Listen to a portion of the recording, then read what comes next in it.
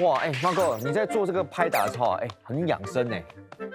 哇，周末，哎，我自己来就好，自己来。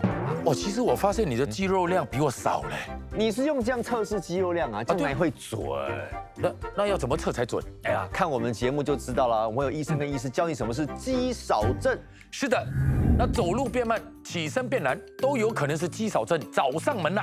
那为什么要注重肌肉量呢？肌肉减少对身体会造成什么影响？那蛋白质怎么摄取？那除了蛋白质，还有哪些关键营养是大家需要注意的？我们还会有中医师介绍一道增肌汤饮，一定要学起来哦。西医推荐的简易增肌锻炼，谁都可以学的，全都在这一期的医疗大小事，一起长知识。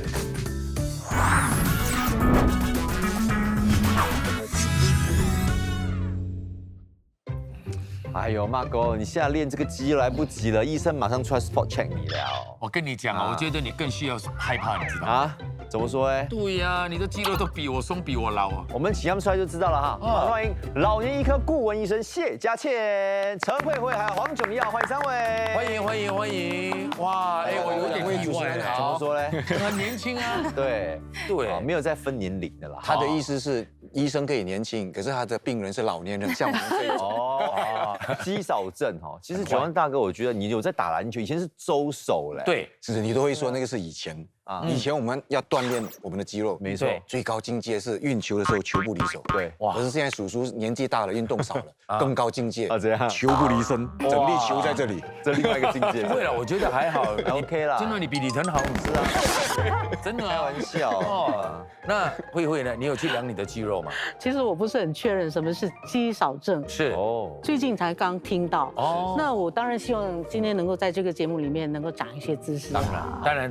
那想请问一下医生，我们为什么都要避免这个患上肌少症呢？我国健康的长者当中，其实13到25%是的长者患有肌少症，由男性较多。啊，男性怎么可对能？啊，我男生都有在动呢。难怪我没听过这个病症。哇，所以这一集安哥们仔细的看我们节目哈。哎，不过为什么是男生啊？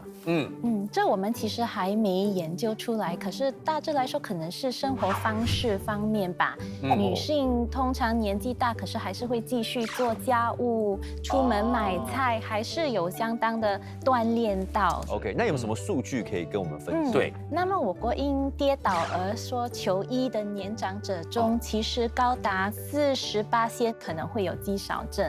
然后其实肌少症呢，会造成我们生活上许多的不便。是它会增加你跌倒的几率、骨折的几率，而也可能增加死亡的风险。那它也会造成你每天的操作比较有困难，生活的品质下降。自理的能力有时候也变得差。是，反正就是影响到你的日常生活。是，除此之外呢，也可能导致其他疾病的发生，入院的可能性也会较高。是，认知功能衰退，认知功能会衰退。哇，这很严重。为什么会这样？要保持一个健康的头脑，对，会要保持你的活跃力，保持你可能出门跟人家谈话啊、做东西的这些功能。那当一个年长人士有肌少症的时候呢，可能就会减少出门，减少出去跟其他人互动，然后变成恶性的循环。对，久而久之，就可能记忆力也会慢慢的跟着衰退。认知就衰退了。风险因素又有哪一些？是，主要是因为年龄的增长所老化的问题，而随着老化呢，这些内分泌啊与免疫系统的变化，是也会导致肌少症的产生。那当我们老化的时候呢，脂肪呢也会逐渐的侵入你的肌肉，导致肌少症。OK。除此之外，如果说生活习惯，比如说饮食不均匀，没有摄取说吃足够的肉啊、鱼，摄取蛋白质，或者吃太多面啊、饭类的食物、淀粉类，然后如果缺乏运动的话呢，这也会说导致肌少症的发生。那些有慢性疾病的患者，比如说如果你有糖尿病、有肾病、有心脏的问题的话，这些没有妥善的来处理，它也会导致肌少症的恶化。如果真的是患上这样的这个肌少症，有没有得逆转？其实是有的。那么你逆转呢，和你预防的方式都是一样，那是适当的饮食，还有适当的运动。OK，那饮食方面有什么要注意？是饮食方面，主要呢是摄取足够的蛋白质，还有这个卡路里。 OK，蛋白质呢其实是来帮助我们维持肌肉量的一个重要的营养成分。是有哪一些啊？豆制品吧，豆干、豆奶，豆腐然后乳制品的话就可能是牛奶或者乳酪。 OK，好的这些蛋白质也有包括鱼、肉、坚果等 OK 也是有蛋白质。鸡蛋呢？鸡蛋也算吗？鸡蛋也算。 OK 对。算那其实年长者呢需要摄取较高的蛋白质。通常如果你每公斤的体重呢，建议摄取1到1.2公克的蛋白质，这相当于可能每天2到3份膳食蛋白质。哦，那要怎么样才算是一份好的膳食蛋白质？对对对，怎么算？那我们先要了解一下，从我们的年龄层所需的蛋白质其实是多少。 OK，是是如果你是50岁以下以下的人士呢 OK 其实可能只需要0.8 gram per kg，对。所以你就是拿你体重乘以0.8，乘以0.8。 OK 那如果你是50岁以上的话，是那就需要1到1.2 gram。那换算成鱼跟那个肉的话是多少？是我们可以用可能1手掌心的这个大小来 OK 估计一个手或者如果是肉的话，90到100克 OK 的鱼肉或者肉，对会给我们大概20到25 gram 的 OK，OK protein。那如果是豆制品的话呢，大概200到300 gram 的豆干或者软豆腐的话是，就会给你20到25 gram 的蛋白质。 OK，然后一杯牛奶里面有多少克的这个蛋白质？如果是250 ml 的话一杯这样，一杯大概平常的杯嘛，是就有10到15 gram 的蛋白质。那还 OK，那还 OK 啊。哇，那其实听医生这样讲，我们摄取这个蛋白质最便捷的方法就是喝牛奶嘛，对不对？看直接一杯下去就大概10到15 gram。所以希望观众朋友可以好好的利用这份的这个资讯。那么对另外，当然我们也知道说，蛋白质，但是我们要的是优质蛋白质。是，那2位知不知道怎么样才可以找到优质蛋白质？对，来自动物就是肉类，肉类因为它们的构造跟我们是一样的。 OK，所以我觉得那个蛋白质是最接近。我觉得是鱼啊，鱼啊或者是一些乳酪啊，乳酪那些。 OK，如果是肉类的话，我们可能可以考虑吃新鲜的这个瘦肉、鸡胸肉或者鱼肉。 OK，那如果是奶制品的话，可以考虑喝牛奶、是吃乳酪。最主要的是尽量避免说有加工过的肉类，午餐肉之类的肉类，因为其实这些加工过的肉类呢，它的蛋白质的含量较低，是，而它的脂肪和这个钠含量其实较高，那就没有这么对。健但是医生这样讲的话，就是说不是不可以吃，而是少吃啦。那除了饮食，还有锻炼。那锻炼这方面是指的是哪一方面的锻炼？主要专注做的是阻力运动，主要能让我们锻炼我们的肌肉。是，阻力运动可以用自身的重量来做运动，对也可以用简单的仪器，比如说哑铃。 OK，做阻力运动的时候呢，要感觉到肌肉有一点点的疲劳，或者有一点点的酸痛，才是有效果。这个运动的强度可能要以个人的这个体能来衡量，看你能不能够符合，也不要过量。那通常我们会建议，如果你不太确定这方面的运动是否适合你自己的话，那可能先要询问你的医生，看一下适不适当。OK，新加坡保健促进局呢，通常会建议年长人士呢，每个礼拜做150到300分钟的这个中等强度全方位，就是阻力运动加可能其他的运动一起。那如果是专注阻力运动的话，一个礼拜至少2到3次。OK，了解。那么广告过后回来呢，这个医生将教大家2个增肌的锻炼，是也会介绍中医的食疗，我们稍后见。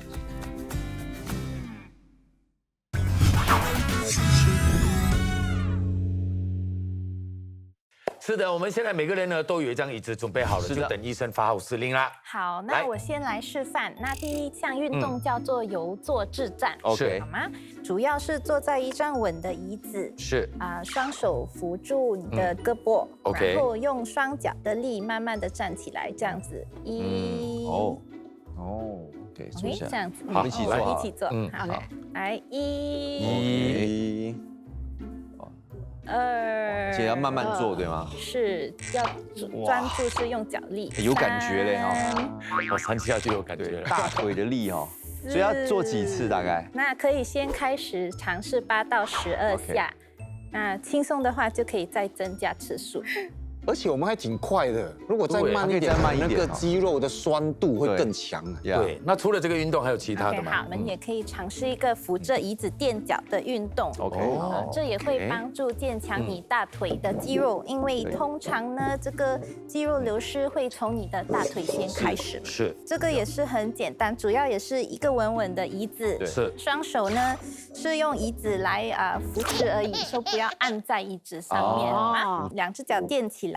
这样子，OK， 用脚尖站着，是脚尖垫，然后下2，好，来1 ，OK， 双脚，哎呦，2 ，OK， 不要按住椅子哦扶住就好，很自然你会按。4。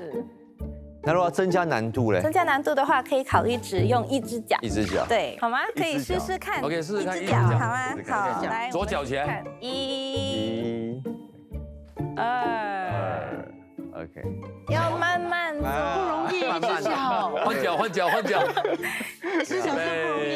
去1、 2，要慢慢做啊，不要急哈。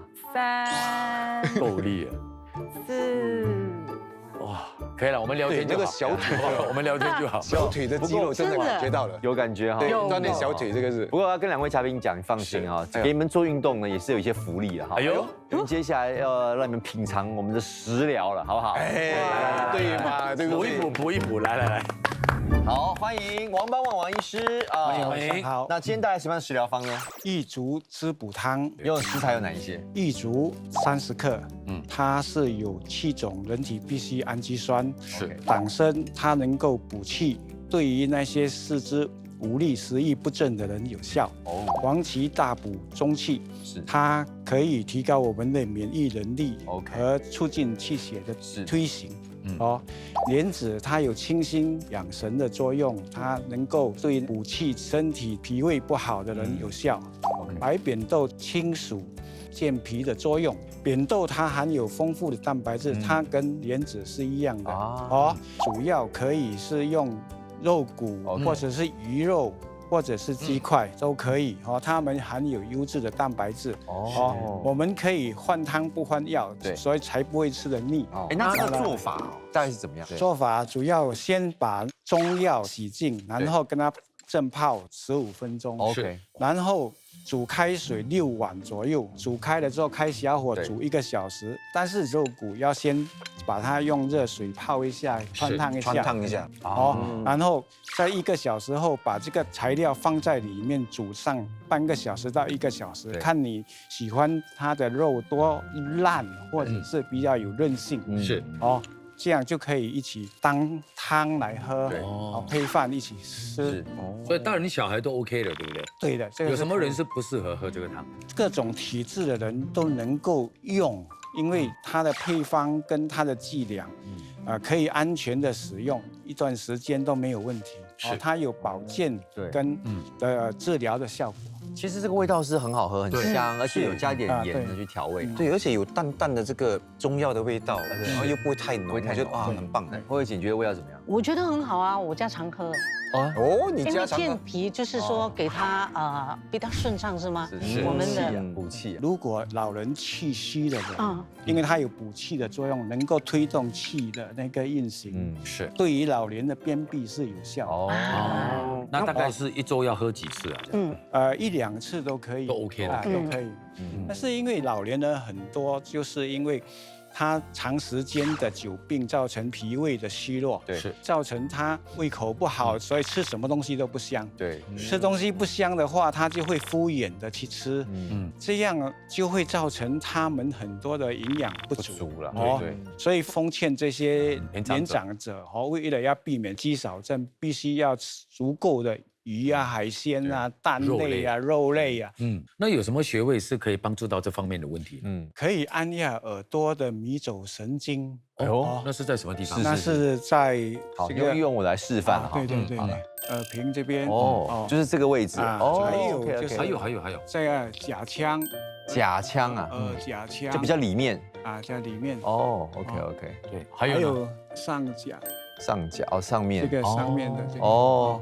那按法是怎么按呢？用手可以这用样压，手指也按压可以这样压。哦，按压 OK。一天大概压15分钟这样。哦，就这样，就是要一直压就好，是啊，对对，3个点可以用3个点来压这样压，然后左边右边都不要紧啊，对，因为它的那个管的范围比较宽，所以对于肠胃的失调，或者是睡眠障碍、抑郁症这些都是都可以啊，都可以同时按2边吗？还是按一边就好了？可以2边都按，但是右边它对心跳频率比较高的人，它效果会很好。OK，像有耳鸣、头晕有帮助吗？对，有帮助，也是有帮助。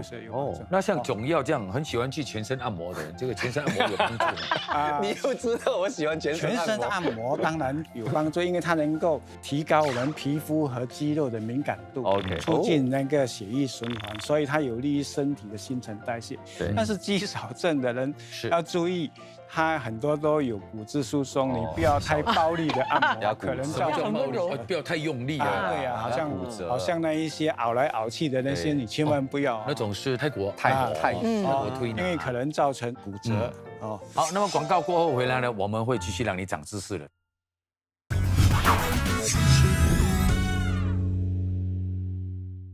OK， 那其实一聊到这个肌少症到底目前为止有药可以医的吗？来，医生，没药吃啊，你要怎么样？那就一定要付出你的努力来锻炼，然后还要补充你的蛋白质。那如果可以的话呢，再加一些户外的活动，来摄取这个足够的这个维生素 D。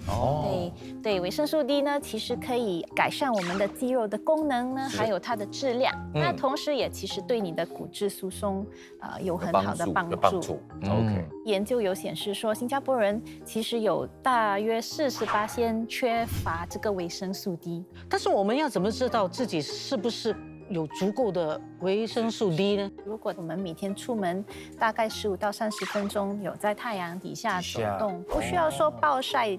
可以说是早晨的太阳，8点到10点是最好。对，然后或者说傍晚太阳还没有完全下的时候，是大致来说都应该是还好。可是如果真的要正确的诊断，就只有验血才知道你的维生素 D 到底是多少。有没有用中药是可以预防这个肌少症啊？可以的，中医在治疗肌少症上它有治伪毒起阳明一说，意思就是说。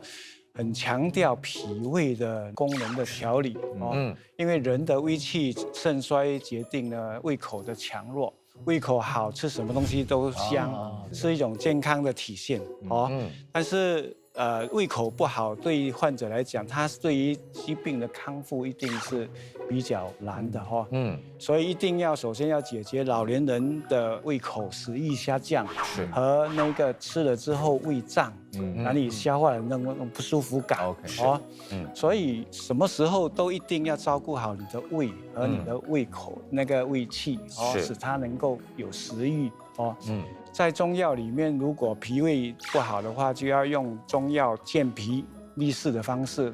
有一些药叫香砂六君子那如果常常关节地方肿胀，有一些疼痛，那些就用2妙散加味的，就是使它利那个燥湿跟利湿的一种方式。